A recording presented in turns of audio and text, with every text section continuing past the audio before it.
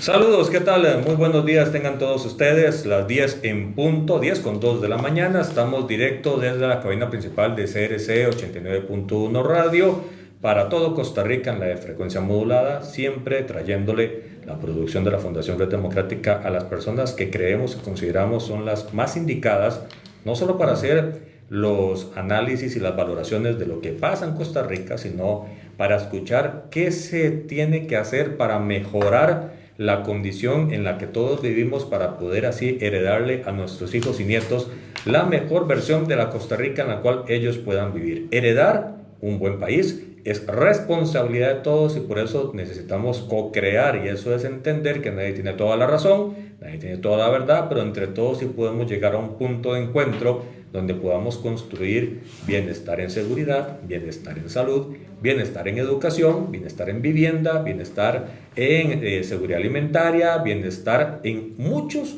temas, prácticamente en todos, no por creer que ahí tiene que ver un estatismo atroz metido en todos los pasillos del país, sino porque entre todos tenemos que gestar la mejor oportunidad, el mejor ecosistema para hacer de este la mejor versión del país que sea posible.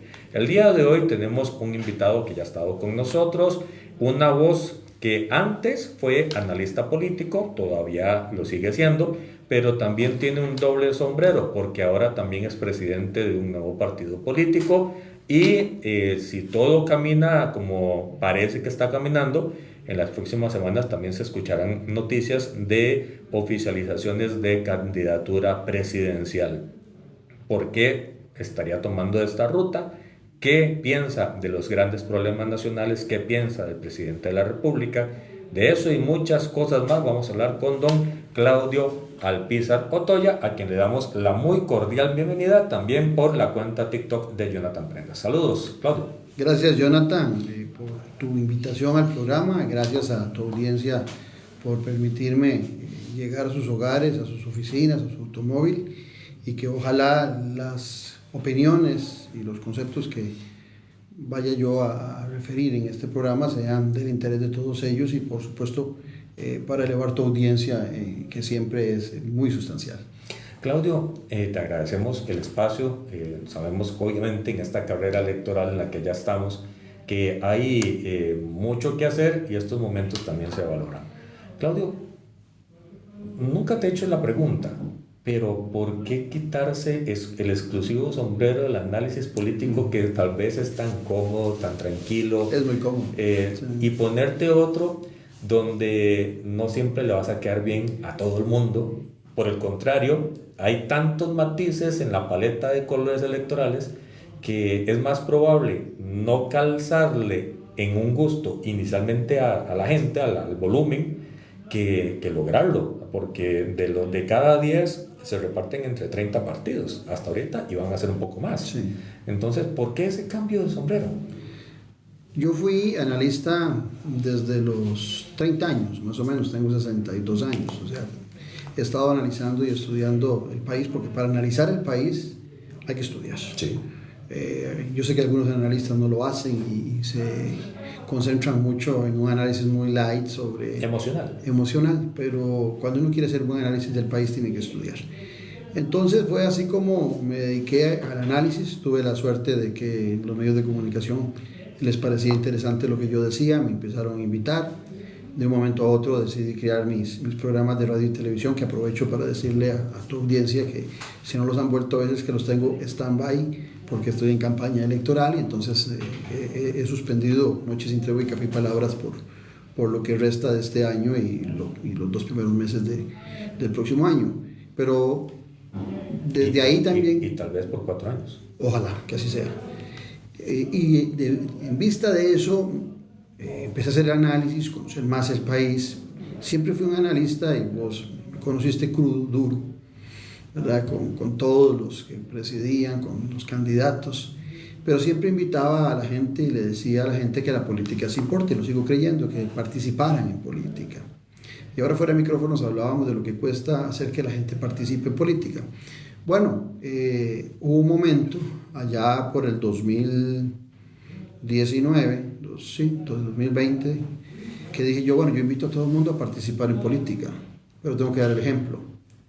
Y fue cuando decidí en aquella época participar con un grupo de gente muy sano, muy bueno, con una visión socialdemócrata en la convención del Partido de Liberación Nacional del 2021. Empezamos a trabajar, a aglutinar un grupo de gente que estuviera pensando en el país y analizando la situación y proponiendo. Y de ese grupo salió la oportunidad de que yo fuese el candidato de lo que en aquel momento se llamó Movimiento Esperanza Nacional dentro de Liberación Nacional.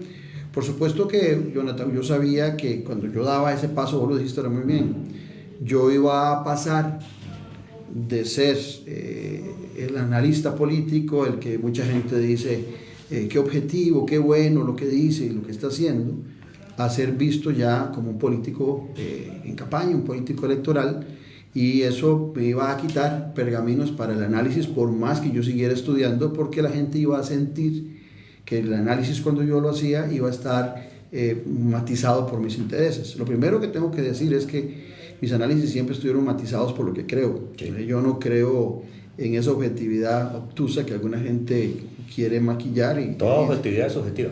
Exactamente, todo pasa por el sujeto, por lo que uno cree, por lo que uno piensa, por sus principios, por sus valores. Pero alguna gente piensa que la objetividad es exactamente desarraigarse de todo lo que uno cree y lo que uno piensa. Yo lo que siempre decía es que cuando uno era analista, lo que tenía que buscar era neutralidad, tratar de saber qué piensa, qué cree y tratar de domarlo para que no le saliera en el análisis. Aún así, en muchas ocasiones le salía a uno muchas de las cosas de las que piensa y las que cree. Y ahí fue donde tomé la decisión a participar en la convención del Partido de Liberación Nacional. Fue una experiencia lindísima, no me arrepiento. Recuerdo que en un principio eran 12 o 13 precandidatos, solo 5 pudimos matricularnos en la convención. A nosotros nos costó muchísimo. Lo disfrutaste, ¿verdad? Sí, esa etapa, mucho. Más allá de la oportunidad en el grueso dentro del partido que se tuviera, se veía que estabas disfrutando esa etapa distinto a otros que se les veía más tensa las facciones de la cara y sufrían más el proceso de tal vez quedar, tal vez no quedar. Es que cuando a vos te gusta algo, vos lo disfrutás. Yo sé que la mayoría de la gente parte de una premisa que es equivocada, que la política es mala y que la política es corrupta. No. Pero ahora la política es una disciplina como tantas que hay, y es una disciplina que desde el punto de vista más sano, aquellos que no pueden ser su sacerdote, que no pueden ser monja, que no pueden ser pastor y quieren ayudar a la sociedad, perfectamente lo pueden hacer desde la vocación, desde el apostolado que debe ser la política. ¿Por qué se ha ensuciado tanto? Se ensucia porque la mayoría de las personas, o por lo menos las personas más visibles, yo no diría que la mayoría, las personas más visibles son las que cometen actos de corrupción. Entonces el ciudadano pasa a pensar que todo el mundo que se mete en política es corrupto. Nadie, y vos lo sabés bien, pues que fuiste diputado, nadie que pase 4 años en una función pública, sea en la Asamblea Legislativa o sea en el Poder Ejecutivo, puede hacer dinero. Nadie. Si usted ve a alguien que después de 4 años de estar en un puesto político es millonario, tiene una casa que es 10 veces la que tenía, tiene el automóvil último modelo más caro, es que las cuentas no salen. Las cuentas no dan, fue que en ese paso algún negocio hizo. Y entonces alguna gente empezó a fijarse solamente en esas figuras. Pero, por ejemplo, nuestro país es un país extraordinario.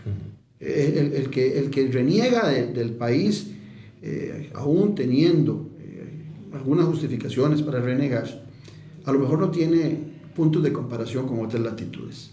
Costa Rica es una democracia plena, reconocida a nivel mundial, es una obra humana, Jonathan, y no hay obras humanas perfectas, tiene defectos que hay que corregir, pero en muchas partes del mundo los ciudadanos desearían vivir en las condiciones democráticas que viven los costarricenses. Por supuesto que cuando tenemos un 20% de pobreza y una pobreza extrema que anda alrededor de un 7%, por supuesto que hay mucha gente que reniega del sistema porque no se está beneficiando. Ahí es donde hay que trabajar en las políticas públicas, en esa gente, para que esa gente tenga una credibilidad sobre el sistema democrático. Porque cuando tus hijos tienen hambre, cuando vos no tienes empleo, cuando la despensa de la casa está vacía, y de repente un político te dice que vivís en democracia, que este país es exitoso, que es una maravilla, como repito yo en muchas ocasiones, la gente dice, ¿de qué me sirve a mí eso? Si mis hijos tienen hambre, yo tengo precariedad en mi vida. Las palabras no dan de comer. Entonces no dan, exactamente. Entonces a esa gente es a la que hay que enfocarse. Pero el otro 80% de los costarricenses deberían tener claro que las situaciones en que vivimos en nuestro país son unas situaciones muy diferentes a las que viven en otras latitudes.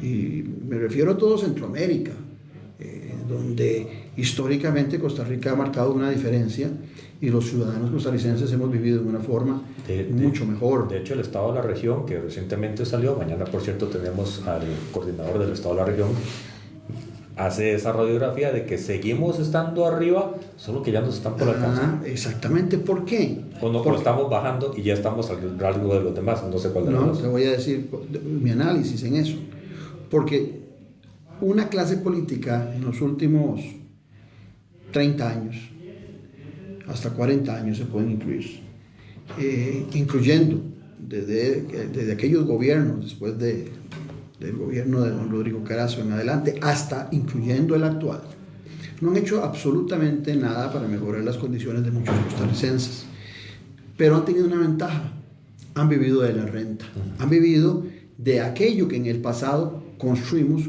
con muy buenos políticos, porque cuando la gente dice que en Costa Rica todos han sido sinvergüenzas, todos han sido ladrones, eso es falso.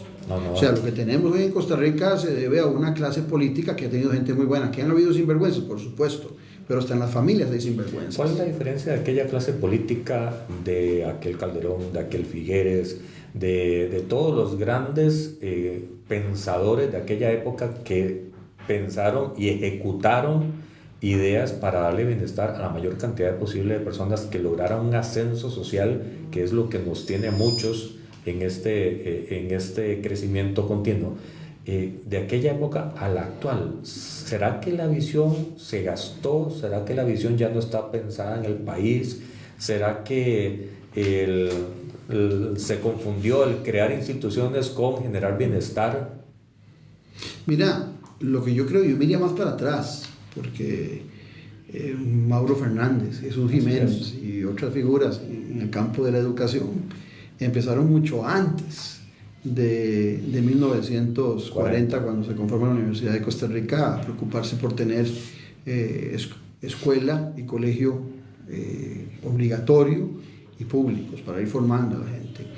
Teníamos la suerte, porque eso sí fue un alto grado de suerte, que éramos un país muy seguro, porque nosotros fuimos la parte más abandonada del virreinato de México, y las condiciones montañosas de nosotros hizo que las gentes que vivían en nuestro país vivieran en armonía, tanto los indígenas como los que vinieron a colonizar. Entonces hubo una comunión entre todos, y los criollos se acostumbraron a vivir en esa situación.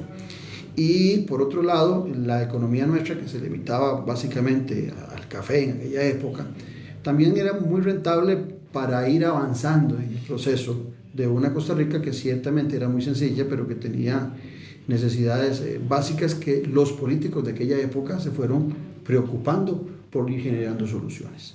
Por supuesto que a partir de 1940 hay un golpe total, que empezamos a llamar la Segunda República. Yo creo que cuando la llamamos a partir de 1948 deberíamos echar un poquito el cassette más para atrás. 8 años antes. Deberíamos hablar de la Segunda República a partir de 1940, cuando se dan grandes transformaciones, cuando hay una coincidencia. Ahora, ¿cuál es la diferencia entre esos políticos y los de ahora?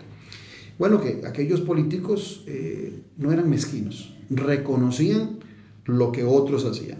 Hoy es normal ver a un gobernante inaugurar un puente que no lo hizo él, que nada más lo pintó y tal vez pintó la calle, y de repente se quiere robar el show. O inaugurar una carretera que tiene muchos años de estarse gestando y llevarse el crédito de lo que ha hecho con esa carretera al momento de inaugurarla, cuando sabemos que una carretera en Costa Rica pasan 20 años, una obra grande, para que esté concluida. Aquellos políticos nuestros no eran mezquinos, le daban el reconocimiento. Y pongo solo un ejemplo: hubo una lucha muy fuerte en el 48 que se dio alrededor de la limpieza del sufragio, pero don José Figueres Ferrer, a pesar de las grandes diferencias que tenía con Calderón Guardia, no fue mezquino, y todas aquellas transformaciones, desde la jornada de 8 horas laborales, desde los derechos del trabajador, la creación de la Universidad de Costa Rica, la creación de la Caja Costarricense de Seguro Social, todas esas cosas se les dio continuidad. Y así siguieron. Vino después gobernantes como Mario Echandi, como José Joaquín Teo Fernández, o pudo haber sido Luis Alberto Monge, pudo haber sido Daniel Oduber, pudo haber sido el mismo Don Pepe, Francisco Orlich, que ellos le daban continuidad a los proyectos porque había un proyecto país, había un horizonte país. Pudiera ser que habían diferencias entre algunos, como era el caso de los más conservadores, que eran muy conservadores en lo religioso, pero muy abiertos en lo económico, que terminó siendo el Partido de Unidad Social Cristiana, o podían ser los liberacionistas, que era un partido muy progresista en el progresismo de aquel tiempo, ¿verdad? No lo que hoy se le conoce como progresismo, ¿verdad? Que eran muy progresistas en cuanto a las necesidades de crear libertades y derechos, y eran muy defensores de la necesidad también de un Estado fuerte, que estuviese planteando impuestos, generando bienestar. ¿Por qué todo esto? Porque al final de cuentas se comprendía, y yo lo repito una y mil veces, no me canso, no todos nacen en una cuna de oro. Ningún ser humano escoge dónde nacer. De repente le toca nacer en una cuna de oro, con un apellido muy distinguido, con un padre o una madre con muchos recursos, y otros nos toca nacer en situaciones humildes, y otros en situaciones precarias. Y ahí es donde el Estado se vuelve fundamental. Entonces el Estado costarricense, durante ese proceso, lo comprendieron esos políticos de aquel tiempo, que era fundamental para que nosotros lográramos una equidad en las oportunidades. Entonces podía ser que Claudio Alpizar había nacido de una familia sencilla, humilde, pero Claudio iba a tener seguro educación pública, y su madre no se iba a tener que preocupar nunca por ahorrar para su salud, porque estaba la Caja Costarricense de Seguro Social y en primera instancia la unidad sanitaria, que era en aquellos tiempos, que hoy son los EBAIS, ¿verdad? Entonces ese tipo de ayuda fue fundamental para que el costarricense pudiera engrosar algo que ha sido fundamental y que hoy hay que cuidar y está deteriorándose mucho: la clase media costarricense. Cuando esos políticos empezaron, muchas décadas antes de los 40 del siglo pasado, habían los ricos de aquella época, que eran ricos porque tenían un poquito más de prosperidad, y la gente muy humilde. No había clase media, no existía la clase media. A partir de las disposiciones de 1940 y de ahí en adelante, durante 40 años, hasta 1980 podríamos cortarlo, en esa cuarentena de 40 años empezó a desarrollar una clase media que fue fundamental en el país. Una clase media con nivel de educación, una clase media con ingresos oportunos para tener prosperidad. Veníamos rompiendo sustancialmente con los niveles de pobreza. Recuerdo que inclusive en el gobierno de Rafael Ángel Calderón Fournier llegamos a tener un 15, un 16% de pobreza en nuestro país. Pero después de eso empezó a subir la pobreza en nuestro país, primero porque el Estado costarricense se volvió un premio para ciertas gollerías de algunos, se volvió un premio para gente que no tenía la preparación, pero ha colaborado en la campaña, se volvió parte de los botines políticos, y empezamos a tener una administración pública que, a pesar de que hoy es valorada en todo el continente como una de las mejores administraciones públicas, no es la que estamos requiriendo. Entonces, una administración pública que es deficiente en los servicios que nos está dando. Pero no se ataca esa deficiencia pegando gritos ni siendo peyorativo con lo que tenemos, sino más bien tratando de fortalecer las políticas públicas. Hiciste un brinco de 40 años muy rápido, del 80 al 20. Correcto. En esos 40 años, del 80 al 20, vivimos de la renta, vivimos del empuje viento cola que traíamos 40 años antes, pero con una desaceleración que empezó a generar sus problemas sociales, sus problemas en educación. Del 2010 para acá, la educación está en crisis, ha ido cayendo sustancialmente. Y paulatinamente llegaron a la presidencia de la República personas que creo no esperaban llegar necesariamente. Querían llevar su partido a una esfera legislativa fuerte, pero no creyeron llegar a la presidencia de la República Y la pregunta es, ¿eso nos pasó factura? En esa otra cuarentena, porque es interesante, yo te hablé de la de 40-80, vos me estás planteando otra cuarentena. Las cuarentenas son de 40 años, y cuando se utilizan para cuestiones de salud, le dicen a la gente, como en el tema del COVID, vamos a tener una cuarentena de un mes. Eso no son cuarentenas, esos son aislamientos. La cuarentena viene a partir de aquellos 40 años de Moisés por el desierto. Entonces, eso es una cuarentena, 40 años. Bueno, vos estás planteando la otra cuarentena, del 80 al 20, y podríamos decir que es una cuarentena fracasada. No, te voy a decir por qué. Porque ciertamente en la primera que yo te planteé crecimos mucho en lo social. El problema de la cuarentena del 80 a los años 20 fue que debilitamos la inversión social. Pero en el plano económico, después de haber tenido solo 2 productitos de exportación, banano y café, y el café en grano, ¿verdad? Resulta que de repente, hoy en día, Costa Rica tiene aproximadamente 5.000 productos de exportación. Y somos país de renta media. Tenemos una renta de $16,000 per cápita por persona. Y yo te estoy hablando del año 80, donde teníamos, si acaso, $1,500 per cápita. Entonces vos decís, ¿cómo pasamos 10 veces, aumentamos el ingreso per cápita? Deberíamos tener menos pobreza. Debería en Costa Rica ser un país más rico porque tiene más ingresos por persona. En el promedio pasamos en el 80 de 1.500 a tener $16,000 el año pasado. ¿Dónde está el problema? En la distribución, en la falta de equidad, porque ciertamente en los 80 arrancamos con una fuerza muy grande en la generación de exportaciones, en la diversificación de las exportaciones. El emprendedurismo del costarricense mostró que tenía gran capacidad para emprender, y eso nos fue llevando a tener mayores ingresos en nuestro país. Pero también, de alguna manera, los ingresos del Estado se empezaron a restringir. Por un lado, podríamos decir que también hubo mala administración de ingresos. Pudo haber habido óleos, como decíamos popularmente, de algunos de esos ingresos, pero también es cierto que algunas medidas, como los tratados de libre comercio, empezaron a quitarle impuestos que le entraban al Estado costarricense para generar algunas actividades, algunas inversiones sociales.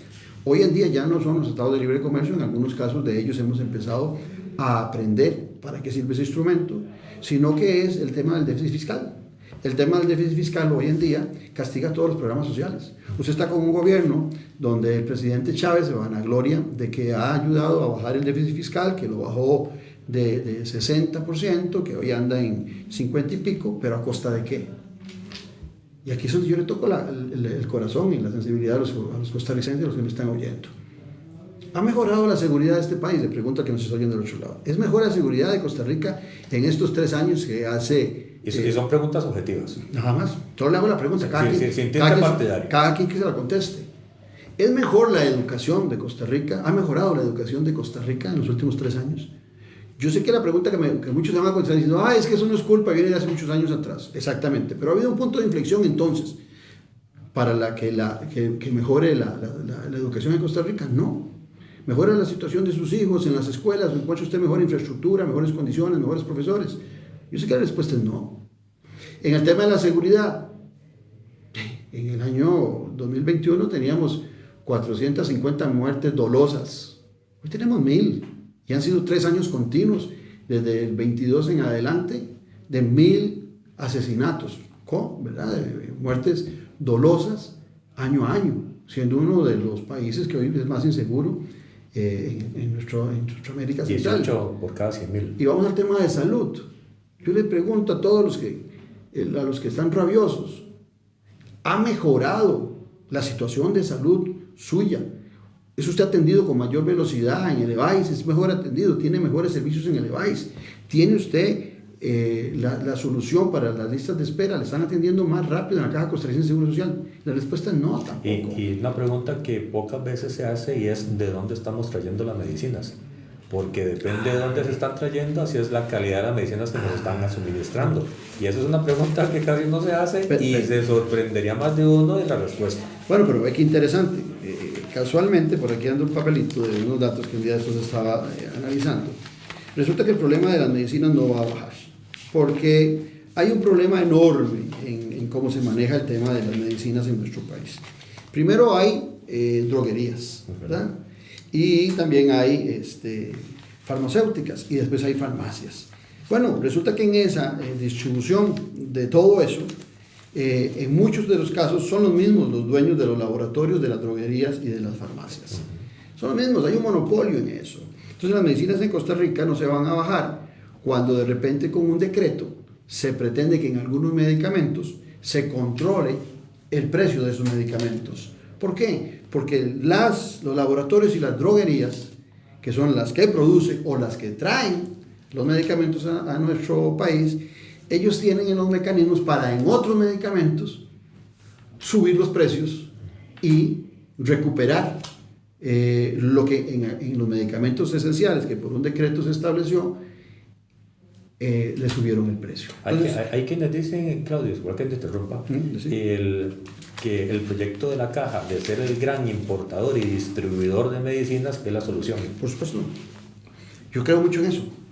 Imagínate que si vos tuvieras ahora, si vos quisieras ir a importar algunos medicamentos, de repente básico, y buscas una compañía muy fuerte, y te dicen, no, es que nosotros tenemos un representante en Costa Rica, y usted lo que nos va a comprar es un pichuleo, es para sus 2 farmacias, y nosotros tenemos allá X compañía que nos compra estos millones, y por usted no vamos a arriesgar a ese cliente. Eso sucede. Claro. Imagínense que esas compañías que distribuyen los medicamentos en Costa Rica no podrían competir con la Caja Costarricense de Seguro Social. Sería imposible. Porque las cantidades que compra la Caja Costarricense de Seguro Social evitaría que le salgan con ese argumento de que no le van a vender, porque la Caja tiene la capacidad de comprar. Aquí hay que ver cómo la Caja Costarricense de Seguro Social puede hacer una distribución de esos medicamentos en las farmacias. Y entonces, mediante ese sistema, luchar contra el encarecimiento de las medicinas. Por supuesto que los 3 grandes importadores, los 3 grandes droguerías de este país, los que manejan este tema, van a hacer todo lo posible para que una ley de ese nivel no camine en la Asamblea Legislativa. Cuando estábamos en el Tratado de Libre Comercio... toma decisiones en la Junta Directiva de la Caja. Puede ser. Bueno, también, porque en muchas ocasiones quienes van a representar de los sectores privados a los 3 escogidos para que vayan a la Caja Costarricense de Seguro Social a representar esas instituciones, van representando la bandera de intereses privados. Los 9 miembros de la Junta Directiva de la Caja Costarricense de Seguro Social, sin importar si vienen de los gremios, si vienen del Estado costarricense o si vienen de los intereses privados, deberían velar por la Caja Costarricense de Seguro Social, pero llegan con banderas o llegan con instrucciones de velar por los intereses económicos de esos 3 grandes monstruos que son los que están encargados de la distribución de las medicinas en nuestro país. Y esos grandes monstruos, lo recuerdo perfectamente en el Tratado de Libre Comercio, lo recuerdo perfectamente cómo en la Asamblea Legislativa tenían lobistas permanentes, inclusive tenían a lobistas dentro de las oficinas de los diputados para evitar cualquier control sobre la distribución de los medicamentos. Y lo peor de todo es que entre más viejo está uno, más medicamentos ocupa. Comed menos porque el hambre se quita un poquito. La vanidad de la ropa pasa también a un segundo plano, pero resulta que los medicamentos se vuelven casi que como las vitaminas de todos los días. De hecho dijo alguien por ahí, cuando pude comer no tenía plata y cuando tengo plata ya no puedo comer. Fíjate que uno de los grandes proyectos de Barack Obama cuando fue presidente de los Estados Unidos era abaratar los medicamentos para el adulto mayor. Y tuvo una resistencia enorme. Ya no solamente, ya no hablemos del Obamacare, ¿te acuerdas? Que querían, no, eso era imposible, pensar en algo parecido a la Caja Costarricense en los Estados Unidos era imposible. Era mejor seguir con esos sistemitas de segunda categoría que tienen los estadounidenses, que son privados, pero bueno, no el Obamacare, si no pensemos solamente en medicamentos, no pudo lograrlo. Porque los intereses son tan fuertes que tenemos un problema cuando empezamos a ver que el adulto mayor, que en Costa Rica viene aumentando sustancialmente, se vuelve un tema fundamental como cliente y no para la protección de esos clientes. Mira, por aquí tengo otro dato. Para el 2050, el 30% de la población va a ser adulto mayor. Oye, para el 2030 va a ser un 15%. Todos vamos para allá. Todos vamos a terminar siendo viejos. Cuando uno tiene 25, 30 años, hasta 40 años. No lo ve. ¿verdad? Por eso también muchas veces no se piensa en la pensión, y cuando se llega a tener 65 años, dice, no, qué bruto que fui, nunca coticé, y me puse de acuerdo con mi patrón inclusive para no pagar el seguro social, y si yo era trabajador independiente tampoco hice el esfuerzo por inscribirme, que eso es otro tema también, ¿verdad? Los trabajadores independientes hoy no pueden inscribirse porque se inscriben ante la Caja Costarricense de Seguro Social y arrancan primero tasándoles con una deuda de 10 o 15 años para desde que se graduaron por aquello. Entonces también es otro tema. Que ese tema hay que desmenuzarlo en unos minutos, pero en aquel momento, en aquella cuarentena donde se consolidó un aparato estatal sólido, fuerte, que trataba de generar esa reciprocidad de inversión hacia lo social, ¿se equivocó Costa Rica o no se equivocó en sostener la parte pública y no tener un ecosistema privado solvente que pudiera darle ese sostenimiento fiscal al aparataje estatal? Y te lo pregunto porque la tranquilidad, por ejemplo, en pandemia, la tuvo el que fue funcionario público. El que estaba en la arena privada la vio de cuadritos. Pero es que el ecosistema del país normalmente no está hecho para emprender, no está hecho para financiarse, no está hecho para muchas cosas porque no hay esa conciencia en lo público de que ocupan de lo privado. Equivocamos tal vez ese ingrediente dentro de la receta para entender que la mitad del país está en lo privado y la otra mitad o menos está en lo público. De alguna manera, para volver al tema de las cuarentenas, inmediatamente arrancar con lo que vos decías. El problema de las dos cuarentenas fue que una fue muy exitosa en lo social hasta el año 80 del siglo pasado, y la otra fue muy exitosa del 80 al 2020, pero estuvieron separadas. Es lo que pasa con lo que estás planteando. Nosotros tenemos el éxito, la fórmula exitosa nosotros la hemos probado, que es un desarrollo social donde el Estado costarricense está muy preocupado porque hay equidad, y un desarrollo económico donde se dan las libertades y se da también la oportunidad de que el pequeño emprendedor que salga adelante. Pero no los hicimos hacer un merge, no los unimos, caminaron separados, uno por 40 años y después abandonado, y el otro empoderado. El tema de la pandemia nos demostró que efectivamente en Costa Rica, a pesar de que tenemos beneficios laborales y establecidos en la ley, los beneficios laborales son mejor protegidos desde el sector público que en el sector privado. Así es. En el sector privado hubo mucha gente en época de pandemia que le dieron la libertad.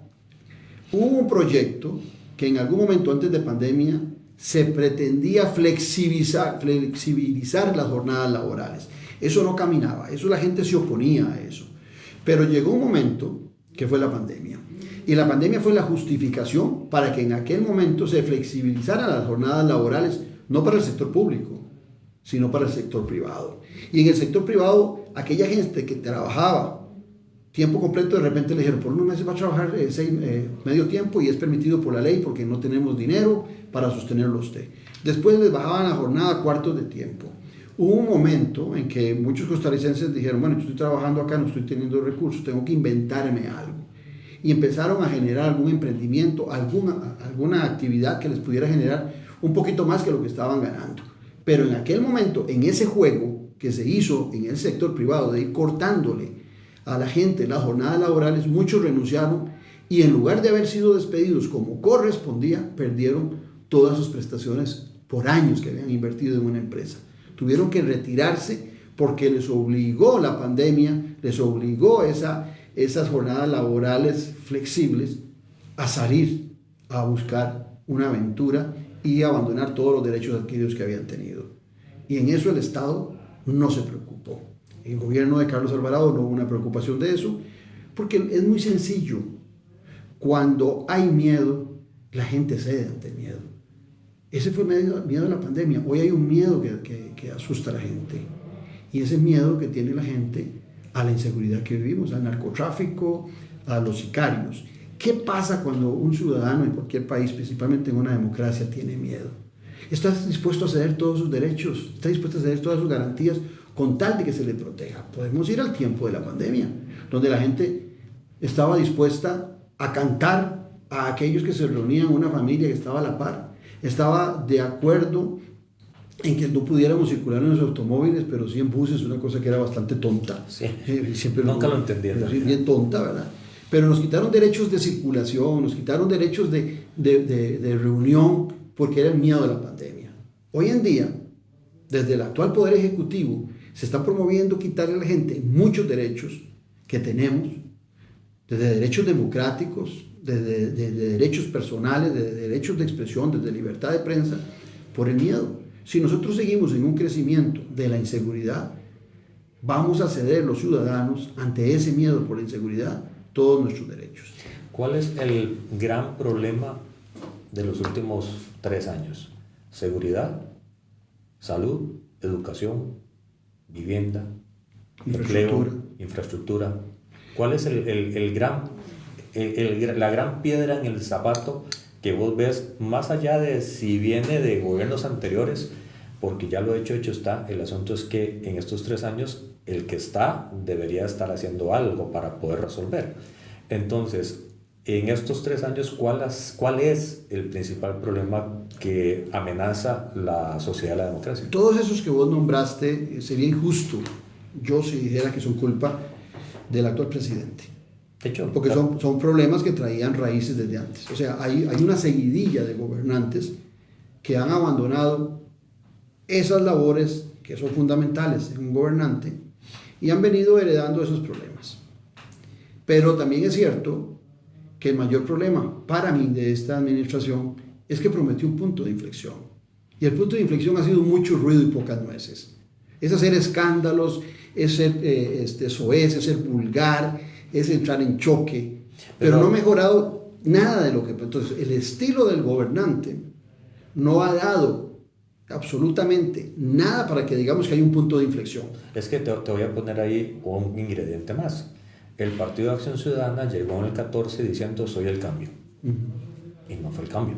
En el 18, ahora sí somos el cambio, tampoco fue el cambio. Llegó el 22 y yo soy el cambio. Y no ha sido el cambio.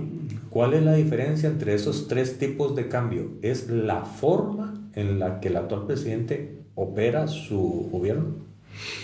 ¿O cuál es el punto yo haría una diferencia? Hay diferencias sustanciales, ¿verdad? A mí me parece que de estos últimos 3 gobernantes que has nombrado vos, el que uno le apostaba más al cambio, el que uno le apostaba conociéndolo por sus calidades profesionales y humanas era Luis Guillermo Solís.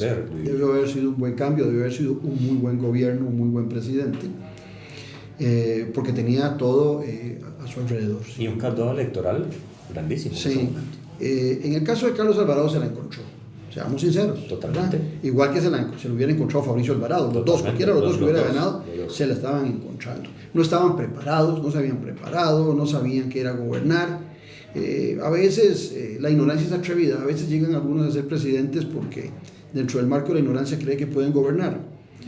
Cuando uno se prepara mucho y cuando uno estudia mucho le pasa las de Sócrates, termina pensando que no sabe nada, ¿verdad? Y entonces cree que le hace falta mucho todavía para llegar a gobernar, pero cuando se da cuenta que comparativamente uno conoce más que otros actores, tal vez eso lo anima a uno y dice no.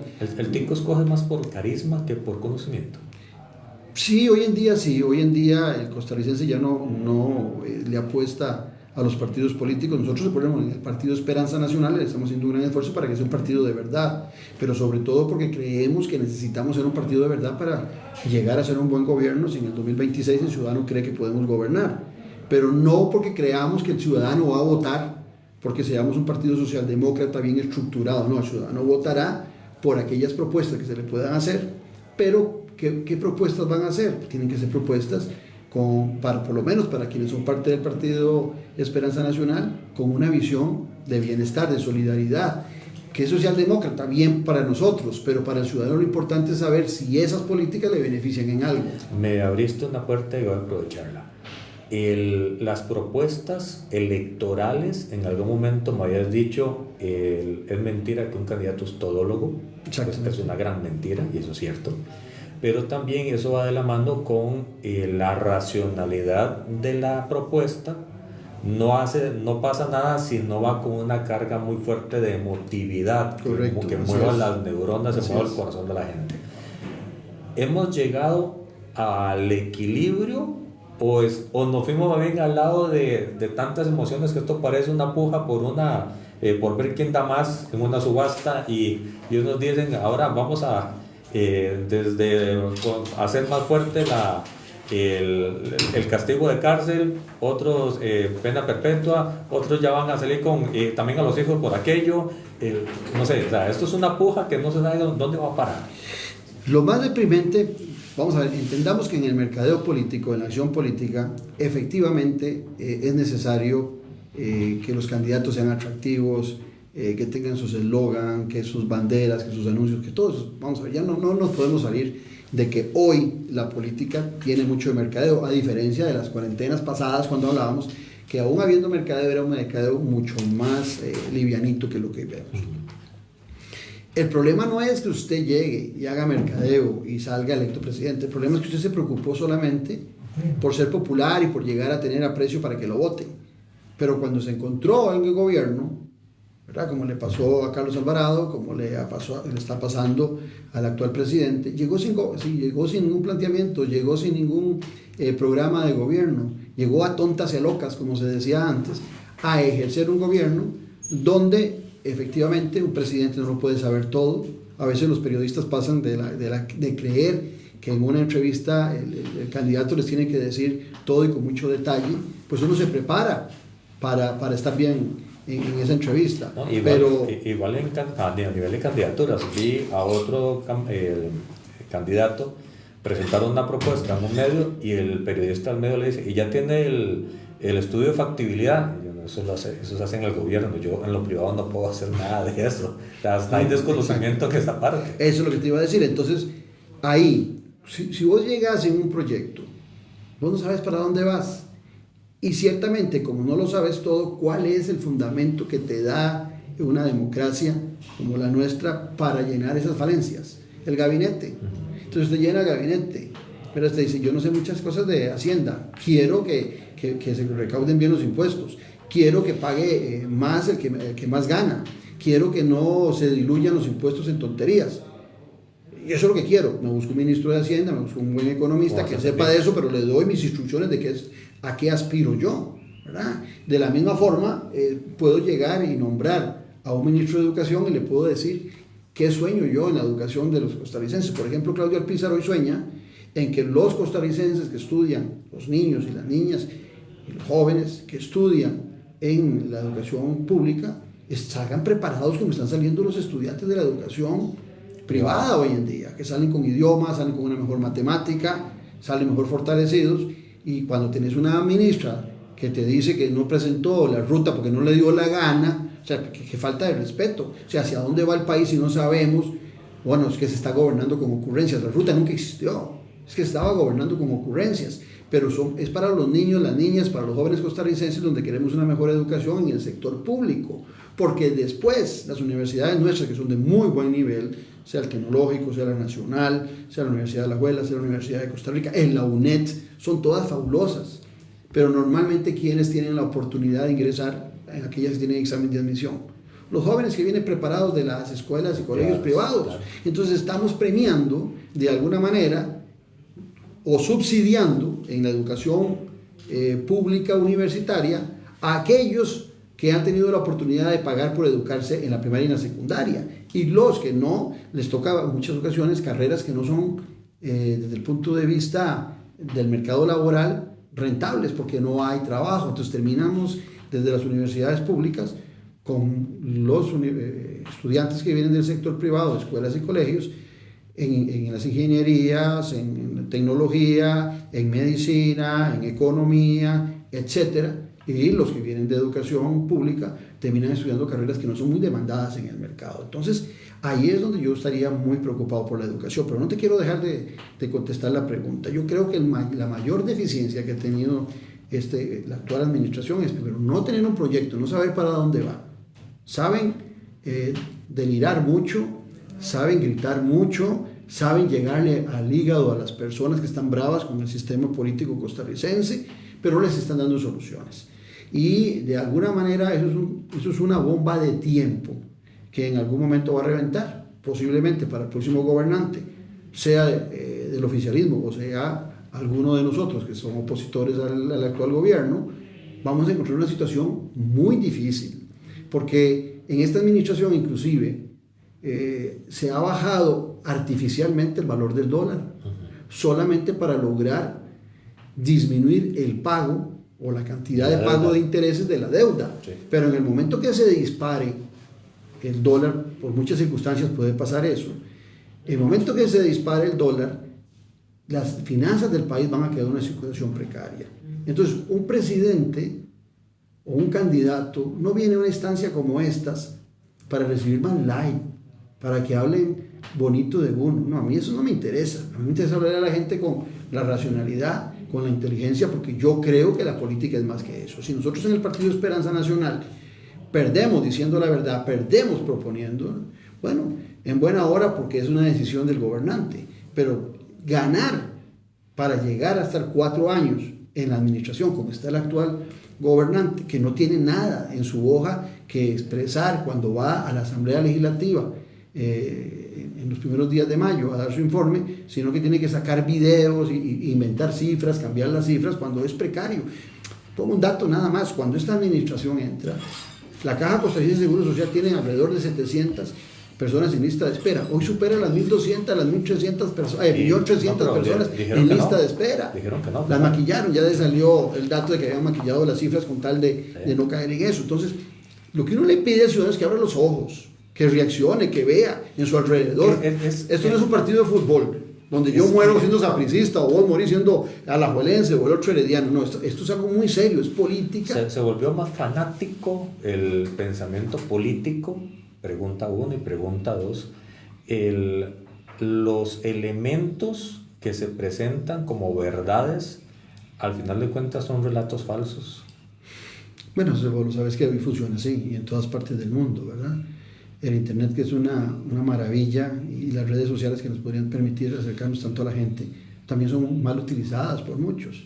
¿Cuántas veces no ven vos los troles? A mí me llama mucho la atención porque yo digo lo que pienso, lo que creo en mis redes, ¿verdad? Yo no lo estoy haciendo por tener más like. Pero vos estás en el guión todos los miércoles. Sí, exactamente. Sí, todos los miércoles el presidente se acuerda de mí. Antes decía el nombre, ahora nada más da señales.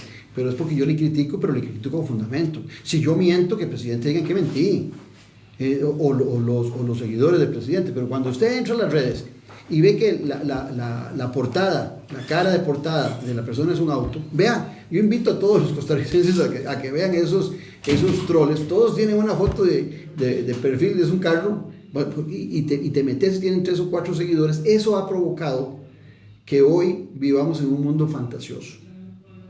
Yo estoy seguro que la fuerza del actual gobierno no es la que ellos dicen.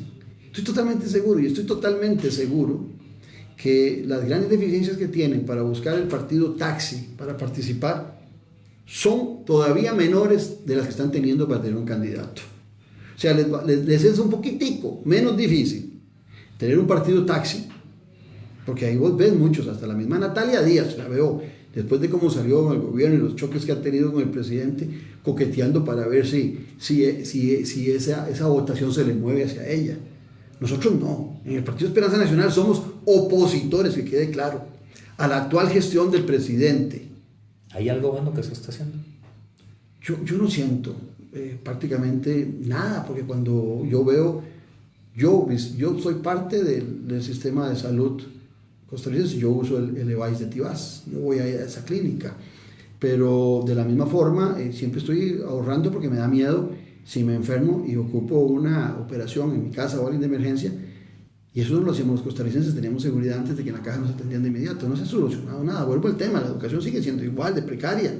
Por eso a mí me da mucho dolor a ver a mucha persona humilde que la está pasando mal y que sigue creyendo que esto es una buena administración cuando su vida está empeorando, y ataca al sistema político costarricense en cuanto a los servicios para destruirlo, cuando deberíamos buscar cómo fortalecer la caja, cómo fortalecer la educación, no destruirlo, porque esos costarricenses les han vendido la idea de que los servicios privados son mejores. Bueno, en algunos sectores son mejores, pero tendrá capacidad el costarricense de poder, de la mayoría de los que están con Rodrigo Chávez hoy, para acudir a esos servicios privados.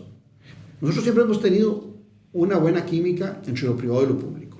Hemos tenido por décadas educación pública y educación privada, pero la pública era muy buena, competía hasta mejor que la privada en muchos casos. Siempre hemos tenido salud pública y salud privada, pero la salud pública era la que más demandaban los costarricenses. Hoy es al revés, ¿verdad? Hoy va usted a las clínicas privadas y hay una gran cantidad de costarricenses de clase media que están acudiendo a eso porque no tienen la atención inmediata en la caja. Y hoy los costarricenses también de clase media, ¿dónde están viviendo? En condominios para tener seguridad. Entonces la inseguridad le queda a las personas que viven en comunidades abiertas. Eso no es la Costa Rica que yo quiero. Esa no es la Costa Rica que aspiramos en Esperanza Nacional. En 2 minutos, ¿cuál es la Costa Rica que Esperanza Nacional y Claudio Alpizar quiere? Nosotros queremos una Costa Rica equitativa. Tenemos claro que por el esfuerzo personal de muchos, algunos ascienden más económicamente. O por el esfuerzo personal, algunos se preocupan más por estudiar y prepararse. Eso es válido. Lo que no es válido es que muchas personas no tengan la oportunidad de ascender porque nacieron en una situación precaria. Y su única suerte termina siendo ser parte de una organización criminal y dedicarse a buscar el dinero, ya sea vendiendo droga o participando de los asesinatos que hoy vemos. Muchos jóvenes están en eso. La Costa Rica que yo aspiro y que aspiramos en Esperanza Nacional es una Costa Rica que demostró tener una gran capacidad para los servicios de educación, de salud, y que tiene que mejorar enormemente en la generación de empleo, pero empleos de calidad.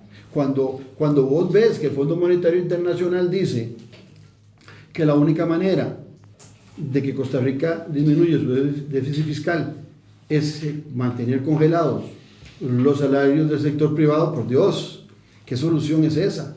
Cuando hace algunos años un estadista en nuestro país nos hablaba siempre de salarios crecientes. Bueno, a eso aspiro yo, a una Costa Rica con salarios crecientes, una Costa Rica segura, una Costa Rica con un desarrollo de infraestructura que no se logra de la noche a la mañana. Lo que hoy se está ejecutando tiene 20, 30, 40 años, que tampoco son los tiempos apropiados, debería ser más rápido, estoy totalmente de acuerdo.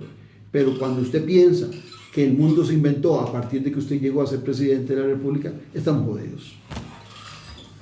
El 2 de febrero, día de las elecciones, habrá Primero cae domingo, 1 de febrero del 26. ¿Habrá segunda ronda? Yo creo que sí. ¿Quién contra quién? Esperanza Nacional contra alguno, Claudio Alpizar y Esperanza Nacional. ¿Contra el oficialismo? Me encantaría. Sería la situación más fácil de enfrentar. ¿Cómo lograr esos 400,000 votos para estar en segunda ronda? ¿Cómo lo estamos haciendo? Entendiendo que Liberación todavía tiene una masa crítica, base, 250, 300. Si logra mover a toda su gente. Eso es un temazo. Si logra mover a toda su gente. Yo no veo a Liberación. Cuando yo participé en la Convención de Liberación Nacional, hubo 430,000 votos y Liberación tuvo 575. O sea, subió 150,000 votos de la convención en la primera ronda. En esta última tuvo 150,000. Liberación la tiene muy difícil, porque Liberación tiene una altísima responsabilidad de lo que está pasando allá en el país. Que Carlos Alvarado haya llegado a ser presidente, que Rodrigo Chávez haya llegado a ser presidente, eso es una altísima responsabilidad del Partido de Liberación Nacional. Que el descrédito que hay en la política costarricense por falta de resultados es una gran culpa de Liberación Nacional. Y lo dije estando ahí, y fui duro y crítico siempre de esa posición, de que el Partido de Liberación Nacional había dejado de preocuparse por los grandes sectores.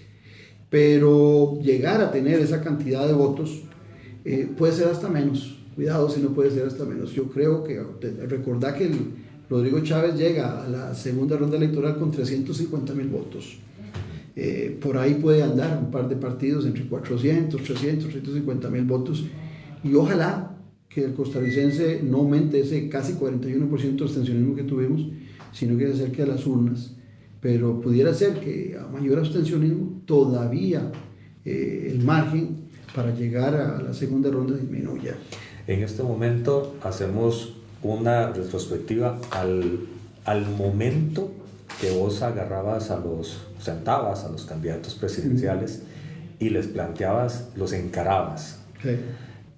Si tuvieses la oportunidad de recuperar ese momento con el que hoy es presidente de la República, ya sabiendo lo que ha hecho, ¿qué le dirías? ¿Qué le dirías a Rodrigo Chávez, presidente? No Claudio Alpizar, el candidato o el presidente del partido, sino Claudio Alpizar, el analista que por 30 años estudió Costa Rica y lo valoró al presidente de la República. Lo primero que le diría es que él se fue 35 años del país y se fue. Nunca conoció, en esos 35 años nunca se preocupó por el país. Le diría que aquella entrevista que tuve con él en la segunda ronda electoral, donde le dije que era un ignorante de cómo estaba conformado el Estado costarricense y de cómo funcionaba una democracia, se cumplió. Y me gustaría que me dijera por qué se cumplió. Después le diría que todas sus medidas han sido, como dije antes, mucho ruido y pocas nueces, que no ha mejorado en absoluto el país.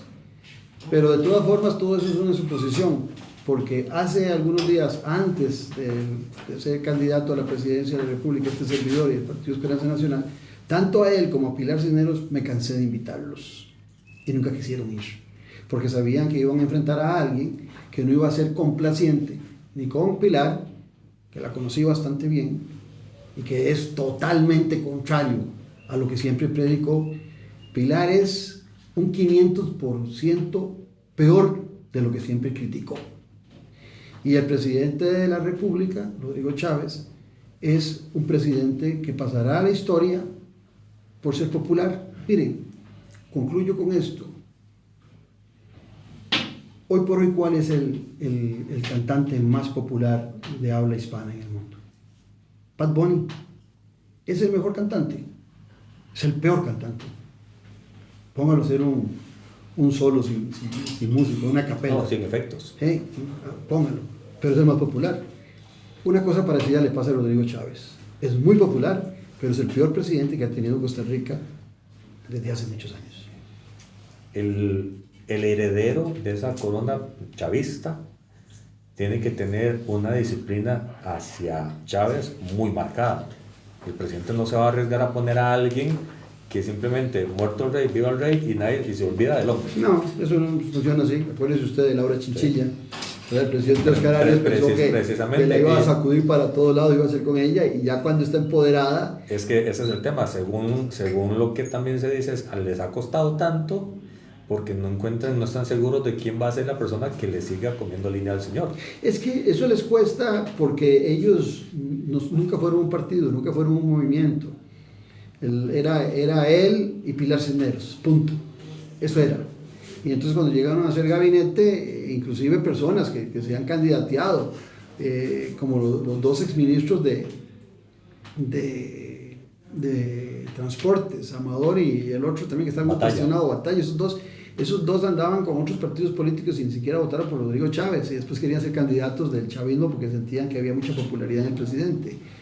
Laura Fernández tampoco, Natalia Díaz tampoco, pero de repente no hubo nunca nadie que surgiera del riñón, porque el chavismo no existe más que a partir de estos 3 años. El chavismo terminará diluyéndose.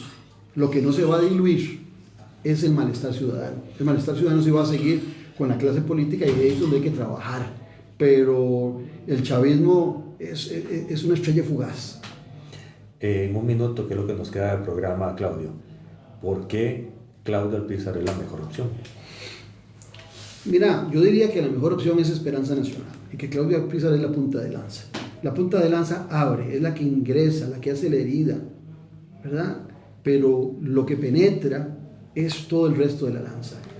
Somos la mejor opción porque estamos trabajando por un proyecto que lo están dirigiendo compañeros como Carlos Carranza, el politólogo, está Liliana Sánchez, está Rafael Vargas.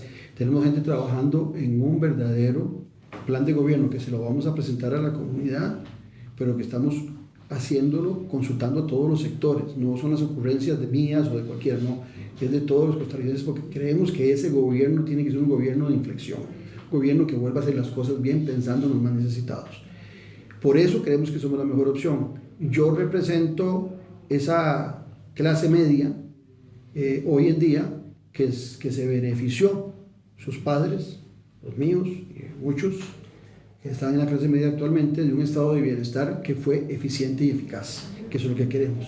No queremos un Estado que desperdicie recursos y que genere políticas públicas que no cambien nada, todo lo contrario, queremos maximizar los recursos y con políticas públicas muy eficientes. Somos una opción sana. En nuestro partido no le preguntamos a nadie de dónde viene, porque todos vendrán de algún partido político, sino que les decimos a dónde queremos llegar. Y así vamos sumando gente día a día. No nos importa de dónde viene usted, siempre y cuando se traiga su hoja de vida limpia, que es importante, con los errores humanos que todos tenemos, pero una hoja de vida limpia que no venga a ensuciar el partido. No le vamos a preguntar de dónde viene, de qué partido, ni nada. Lo que le preguntamos o lo que le enseñamos es hacia dónde vamos, y hacia dónde vamos es a una mejor Costa Rica. ¿Sería Claudio Alpizar un partido y Esperanza Nacional una alternativa fácil de sumar otros partidos en segunda ronda? Nosotros quisiéramos sumar en una segunda ronda gente que se comprometa con nuestro programa social, que no importa la ideología que pueda tener el partido, pero que tenga la responsabilidad de gobernar para quienes más lo necesitan. ¿Sumaría cualquier partido? No. ¿Frente Amplio? Somos muy diferentes. ¿Acción Ciudadana? Demasiados pecados para sumárselos a un partido tan sano como Esperanza Nacional. ¿Liberación Nacional? Tampoco. ¿La Unidad? Tampoco. Ya no lo han propuesto, ya andan haciendo... ¿La República? Demasiado confesional el partido. ¿PLP? Muy liberal. Nosotros somos socialdemócratas. Nos cuesta mucho, no crean. Ya hay movimientos. Pero en segunda ronda tendrás que... Podrían ser, pero en segunda ronda veremos cómo quedan representados en la Asamblea Legislativa y qué proyectos tienen. Pero pensemos primero en la primera ronda. Pero a nosotros nos cuesta mucho porque somos un partido sano y con una ideología bien clara. Me gusta más la idea de sumar sectores, sumar al agricultor, ¿verdad? Por ejemplo, por solo un ejemplo, al industrial, al comerciante. Me gusta más las alianzas con sectores que con alianzas con partidos muy desacreditados. Gracias, Claudio. A la orden. Mañana a 10 de la mañana el estado de la región, la radiografía de cómo está Centroamérica y cómo está Costa Rica de verdad versus Centroamérica, aquí en Red Democrática. No se lo pierda.